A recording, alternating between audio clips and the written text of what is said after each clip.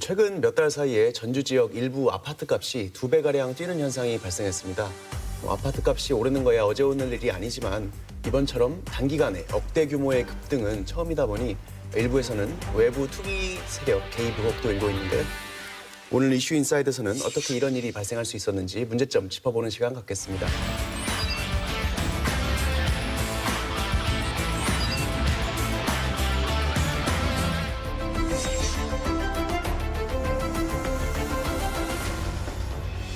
최근에 조성된 전주 송천동의 에코시티 아파트입니다. 전용 면적이 84제곱미터인 한 유명 브랜드 아파트의 경우 확장비를 포함한 분양가가 2억 9,500만 원 정도였습니다. 그런데 지난해 말부터 갑자기 가격이 뛰기 시작해 지금은 5억 원 정도의 호가가 형성돼 있습니다. 분양가보다 2억 원 가까이 오른 것입니다. 전주 시내 다른 지역도 마찬가지입니다. 최근 입주가 시작된 효천지구도 서너 달 사이 분양가보다 최대 1억 7천만 원까지 뛰었습니다. 혁신도시도 아직 입주 전인 아파트가 1억 5천에서 2억 원이 올랐습니다.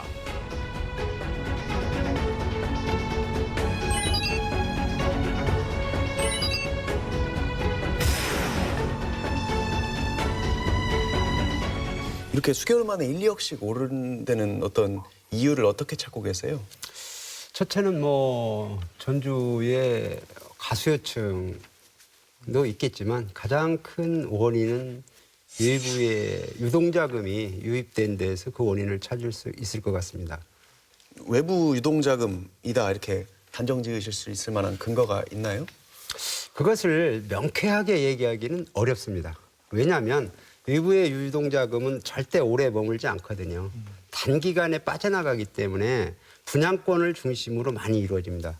그런데 기존의 아파트는 등기부상의 그 거래 가격이 실거래가가 적시되기 때문에 데이터화할 수 있지만 분양권은 음성적으로 이루어지기 때문에 그걸 데이터화할 수 없기 때문에 명쾌하게 얘기하기는 어렵습니다.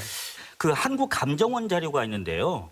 그 2019년 11월에 그러니까 외지인들이 그 산 아파트가 280건이었었습니다.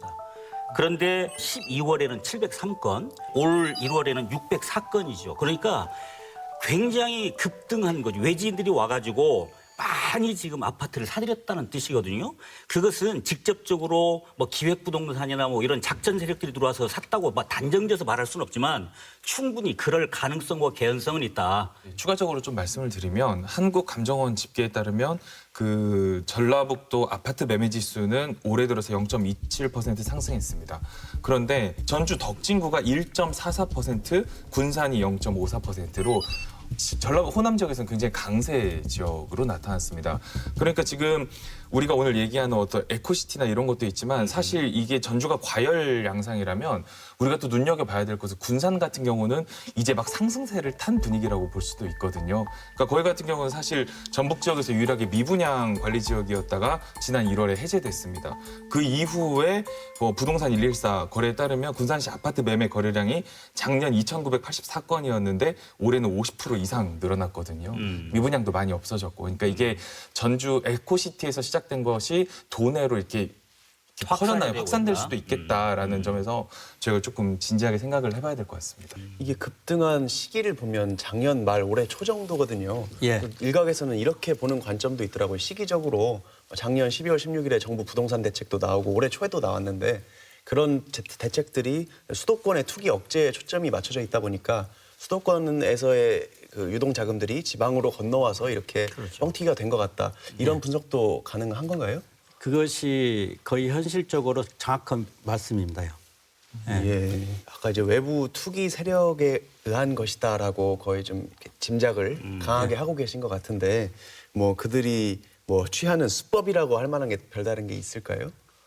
정보 공유가 일단 쉽기 때문에 예. 거기에서 카페라든가 투자 클럽을 형성을 시키고 그 투자 클럽이 형성된 사람들이 단체적으로 돈을 모아서 물론 그 하나의 통장으로 모아지는 건 아니고 돈을 모은 사람들이 떼지어 다니면서 어느 특정 지역 이번에 그 정부의 이번에 가장 큰 특징이 핀셋 규제입니다요. 그래서 이번 핀셋에서 벗어난 다른 지역을 단체가 물려가서 그 지역을 싹쓸이하는 그런 형태로 지금 나타나고 있는 겁니다. 사실 유동자금이야 돈 되는데 어디든지 찾아다니는 게 너무나 당연할 것 같은데 예. 뭐 이번 전주 케이스가 뭐 특별한 점이 있습니까? 아니면 원래 있어왔던 일이고 당연히 앞으로도 있을 일인 건가요? 그 전주의 그 아파트의 연간 수요는 약 한 4천 세대 정도 이렇게 되는데 현재 거의 한 3년 동안 한 7천 세대 이상 계속 공급돼 가지고 예. 앞으로 향후 2, 3년간은 아파트 수요량에 비해서 공급량이 널널하다라고 이렇게 표현할 수 있습니다. 근데도 불구하고 이렇게 그 가격이 급상승하는 이유는 물론 아파트 그 신축에 대한 어떤 그 수요도 있겠지만 외부의 그 자금들이 아까 같이 그 분양권 시장의 그 좋은 먹잇감이 된 시장, 규제가 없는 전주 시장에 대한 자금들이 전주에 쏠려 있기 때문에 그 전주에 그런 현상이 나타났다라고 볼 수 있겠습니다. 그러니까 세 가지로 집약할 수 있어요. 수도권이나 직할시 규모에는 규제를 하고 있는데 그 외에는 규제를 안 한다는 점.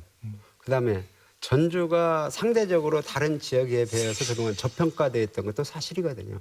저는 굉장히 비슷하다고 느꼈는데 아니에요. 저만 느낀 건가요? 기존 네. 아파트 가격은 저평가되어 있어요. 아까 기존 방금 아파트. 말씀드렸지만 신규 아파트만 지금 고공행진을 하고 있을 뿐이지 기존 아파트는 그렇지 않거든요. 저평가되어 있었지 최근에 올라서 외부 세력이 들어오면서 올랐거든요. 그래서 저평가됐다는 거하고 세 번째로는 프리미엄이 실거래가에 적용이 되지 않는다라는 좋은 먹잇감 중에 하나다. 사실 지금 신규 아파트 우리가 여기서 토론하고 있는 이 문제점이 있는 지역이 크게 전주하고 청주 두 군데입니다. 사실은.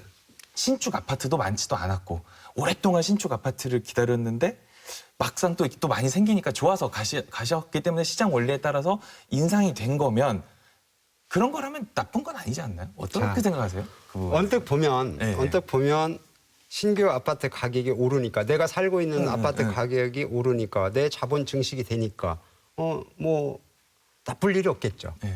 그런데 문제는 뭐냐면 그분들이 신규 아파트로 이사를 갈 때 기존 아파트를 팔고 가거든요. 자, 근데 지금 양극화가 심화돼 가지고 신규 아파트 가격이 오른 만큼 기존 아파트 가격은 하락하고 있어요. 심지어 어떤 현상과 공실이 일어나고 있어요.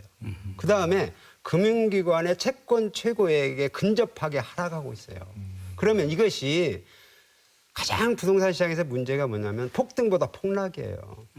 기존 아파트의 그렇죠. 폭락이요? 기존 아파트가 가격이 하락폭이 지나치게 크면 이게 금융 부실로 일어납니다. 네.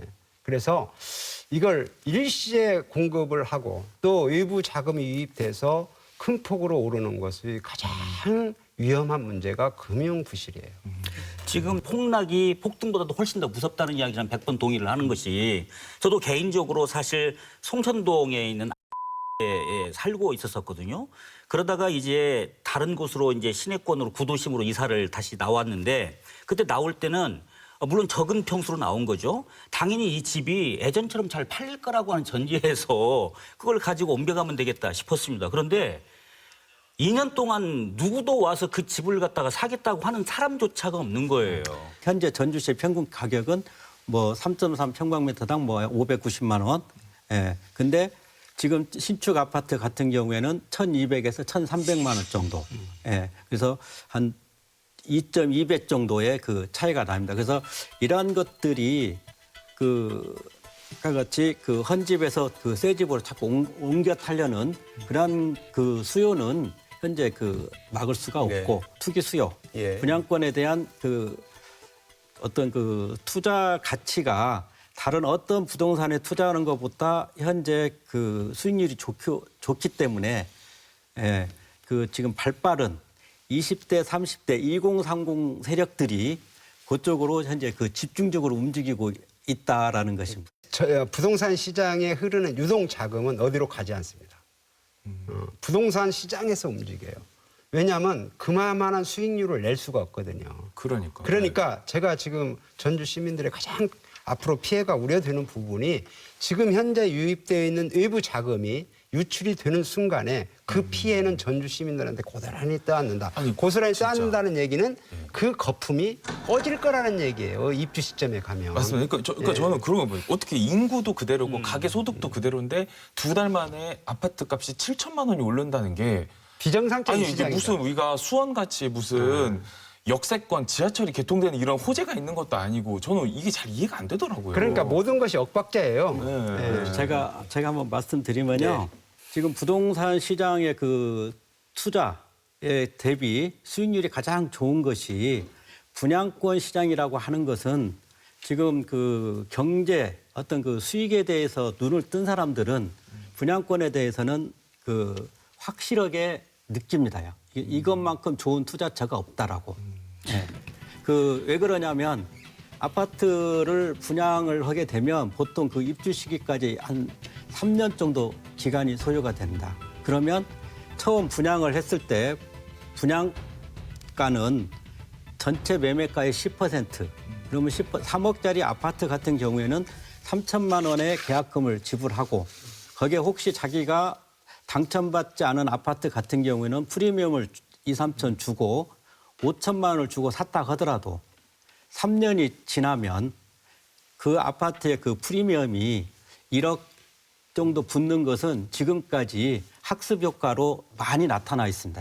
이러한 것들이 지금 대부분의 대한민국 그 젊은이들 특히 2030 세대들은 생생히 봤기 때문에 지금 모든 세력들이 그쪽으로 집중이 돼 있다는 겁니다. 네. 지금 지사장님 말씀대로라면 투기 수요가 가장 활발히 몰리는 곳이 분양권 시장이기 때문에 그 네. 부분에 대해서 전주시나 뭐 경찰 원력이 이렇게 규제 내지는 해도 답은 없습니다. 답이 없습니까? 예. 예. 아니, 왜 그 5천 정도 투자해서 예. 짧게는 1년 안에 길게는 3년 이내에 2배를 벌 수 있는 그런 사업이 없어요. 예. 그렇기 때문에 지금 부동산 정책을 펴내는 사람들은 50대, 60대 그 두뇌가 좋으신 분들이 정책을 펴지만 20대, 30대의 순발력을 따라갈 수 있는 정책은 나오지 않고 있다는 겁니다. 그럼 아무리 전매 제한을 하더라도 실제 시장에서는 효용이 없을 것이다. 그렇습니다. 이렇게 보시는 거네요. 예, 그래서 전매 제한, 그 열심히 지금 수사하고 계시는데 그것은 왜 그러냐면 이번에 5.11, 5월 11일 부동산 정책에 있어서 그 서울 수도권 및 그 광역시에서는 분양권을 당첨받은 후 입주하여 소유권을 이전한 데까지 분양권 전매 제한을 확장을 했습니다. 예. 네, 그럼 적어도 3년 정도 된다는 것이죠. 예. 전주는 아직 아닌가요? 예, 그것이 그 금년 8월부터 시행이고 광역 도시가 아닌 여기 수도권이 아닌 전주나 청주 그런 데는 제외가 돼 있어서 요번에 그 다시 그 움직이는 시장에 움직이는 상황은 전주가 그 다시 그 분양권 시장에 뜨거운 그런 현장이 될 것이다. 그렇게 예측을 하고 있습니다. 그러면 아무리 단속을 한다고 해도 돈이 바로 눈앞에 보이는 시장에 먹이를 본 어떤 그 투자 주체들이 투자 주체들이 예. 그것을 포기하겠느냐. 절대 포기를 않는다. 네, 제가 부연 설명 하나 드리고 싶은 것은 뭐 공개적으로 얘기해야 될 사항일지는 모르겠지만 전주가 요즘에 외부 자금이 들어오기 좋았던 이유 중에 하나가 예. 그 지금 분양권에 형성된 프리미엄이 실거래가액에 포함되지 않는다라는 거예요. 네. 그러나 수도권이나 직할시 규모 이상은 규제 대상에 포함되거든요. 그래서 자금 흐름이나 이런 걸 추적하다 보니 프리미엄을 준 것을 음성적으로 줄 수가 없어요. 네. 그래서 거래가에 다 포함이 됩니다. 대구나 이런 뭐 내만 가도. 근데 전주는 그것이 다운 계약으로 형성이 되거든요. 예. 그러면 사는 사람은 취득세 좀 덜 내고 양도하는 사람은 양도세 덜 내잖아요.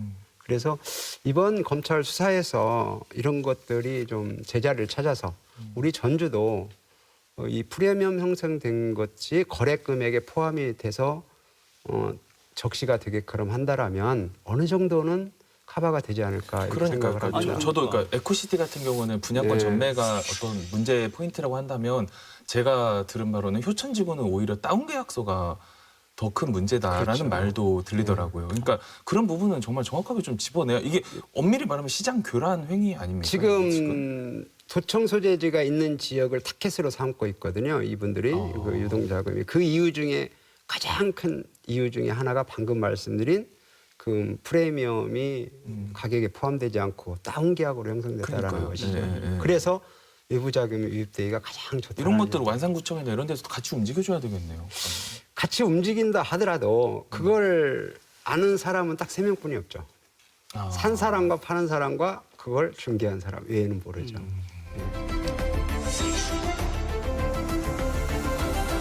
일단은 뭐 투기 세력 규제 근절하기 위한 규제 방안에 대해서 그래도 두 분이 어쨌든 현장에서 실무를 많이 접하시니까 평상시 하고 계신 생각들이 있을 것 같아요. 어떻습니까? 그래서 제가 볼 때는 그래요. 이제는 재개발, 재건축도 좀 완화를 해서 소규모 업자들도 건축업자들도 재개발, 재건축을 할 수 있게 좀 풀어줘서 실수요자 중심의 공급을 하게 유도를 할 필요성이 있고요. 공급 확대 측면을 말씀. 서두에서 말씀드렸지만 우리 전주는 하루라도 빨리 그 후부장 제도를 도입해야 됩니다. 이걸 도입하지 늦어지면 늦어질수록 피해는 커진다. 그다음에 국가적인 손실이다 이건. 예. 그래서 이 두 가지를 저는 말씀드리고 재건축 싶습니다. 재개발을 통한 공급 확대와 또 후분양제도 확립 말씀해 주셨고 아니 재건축 재개발을 소규모 재건축 재개발을 유도해야 된다는 얘기죠. 예. 지금은 정책적- 대형 건설업체들만이 하고 있는데 예. 그래서 서민들이 진입할 수 있는 공간을 좀 넓혀줘야 된다. 근데 결국은 아파트 공급량을 늘리는 게 가장 중요하다라고 생각을 하는데요. 물론 현재 그 전주시 같은 경우에는 아파트 공급량이 충분히 늘어났음에도 불구하고 어떤 그 외부 투기 세력에 의해서 현재 그 기현상이 나타나는 건 사실입니다. 그러나 이제 그 근본적인 그 대책은 물론 이제 그러한 그 투기 세력의 근절은 서울같이 그 핀셋 정책을 전주에도 그 도입을 하는 것은 좀 필요하겠고, 네. 예. 다만 이제 그 좀 더 한다고 보면 그 임대 아파트를 좀 더 공급을 하고, 다음에 재건축 그 재개발을 해서 그 구도심의 그 일반적인 그 아파트 공급량을 충분히 늘려주는 것. 예. 근데 그것이 그 국민주택 규모 이하로 일단은 어느 정도 많이 늘리고 나머지 그 평수라든가 그런 것은 상류층이 가지고 있는 아파트 가격은 뭐 올라도 일반 그 대중 서민 쪽에서 집값 걱정을 안 한다 하면 그런 것들은 또 당연히 문제가 될 것은 없다라고 봐요. 아파트로 돈을 버는 시대는 지났다라고 해도 과언은 아닙니다. 근데 현재 아까 같이 핀셋에서 벗어난 지역은 당분간 아파트로 돈을 벌 수 있는 시장이 당분간 지속되기 때문에 또 거기에 우리 전주가 포함되기 때문에 그 전주가 금년 내지 앞으로 그 내년까지는 이 상황을 좀 더 그 지켜보고 다음에 그 이런 현상이 벌어지면 바로 여기도 그 핀셋을 적용할 수 있는 그런 시스템이 나와야 되겠다라는 생각이 듭니다. 네. 부동산 문제는 언제 들어도 어렵네요. 마지막으로 전주 아파트 시장 한 줄 총평만 듣고 마치겠습니다. 저는 인구 유입 없이 계속 도시가 확장하면서 주택 공급이 일시적으로 늘어나고 있는 걸 좀 지양을 하고 이제는 소득 수준에 맞게 인구 가구 수 구성원 수에 맞게 맞춤형 공급을 위해서라도 하루빨리 후부장 제도를 도입해야 현재 문제되고 있는 투기나 부동산 시장의 혼란이 없어진다라고 저는 생각을 합니다. 그러기를 기대합니다. 예. 수요에 맞는 공급을 위해서 후분양 제도를 확산시켜야 된다. 네. 예, 전주 부동산 시장은 그 분양 시장이 주도한다. 예, 이런 그 현상을 어느 정도 잠재울 수 있는 것은 임대형 아파트를 늘려서 일반인들이 그 신규 시장에 그 분양권에 너무나 그 아파트를 그 투기적 수요로 생각하는 것을 잠재우는 정책. 다음에 기존에 그 신축과 구축의 그 가격 차이가 많은 그 구축 아파트의 그 리모델링 사업을 지원해주는 그런 쪽에 그 어떤 그 정책을 폈으면 좋겠다라는 생각이 듭니다.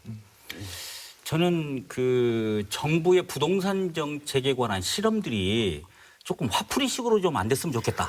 좀 이런 생각을 좀 하면서 이렇게 해봤습니다. 전주 아파트 시장 정부 부동산 혹은 주택 정책의 희생양이다. 저는 이렇게 하도록 하겠습니다.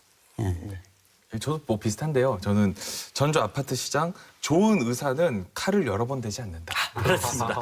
예. 듣다 보니까 그러니까 정부 정책 규제에서 오히려 우리 지역에 좀 소외되다 보니까 불똥이 오히려 튄 튄 면도 거죠. 있는 것 같은데요. 예. 전문가 두 분은 이제 거품이 꺼질 것이다 예측해 주셨는데 저희가 몇 년 뒤에 다시 동영상 돌려보면서 과연 꺼졌는지 한번 확인해 보겠습니다. 부담되시겠습니다.